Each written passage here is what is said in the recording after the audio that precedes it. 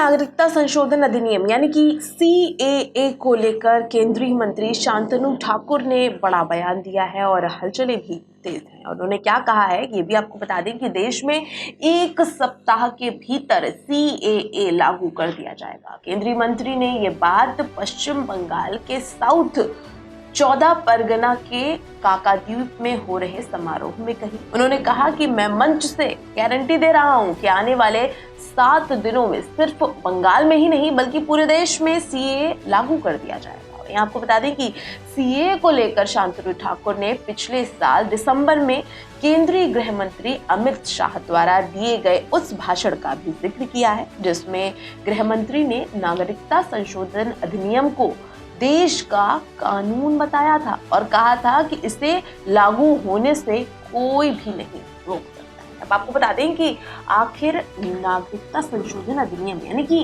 CAA आखिर है क्या। इस कानून को नरेंद्र मोदी के नेतृत्व वाली NDA सरकार लेकर आई थी, जिसके बाद बांग्लादेश, पाकिस्तान और अफगानिस्तान से 31 दिसंबर 2024 तक भारत आए प्रताड़ित गैर मुस्लिम हिंदू, सिख, जैन, बुद्ध, पारसी और ईसाई को भारत की नागरिकता प्रदान की जाएगी। ये कानून दिसंबर 2019 में सदन में पारित हुआ था और इसके बाद इसे राष्ट्रपति के पास मंजूरी के लिए भेज दिया गया था। हालांकि इसके बाद देश में कई राज्यों में इस कानून का विरोध हुआ था। वहीं दिल्ली में इसे लेकर शाहीन बाग समेत कई इलाकों में महीनों तक प्रदर्शन भी चला था। और अब इस तरह की केंद्रीय मंत्री के द्वारा CAA को लेकर जो ऐलान किया है और बाकायदा उन्होंने गारंटी दी है कि आने वाले 7 दिन के अंदर अंदर CAA लागू हो जाएगा। अब क्या कुछ प्रतिक्रिया होगी, क्योंकि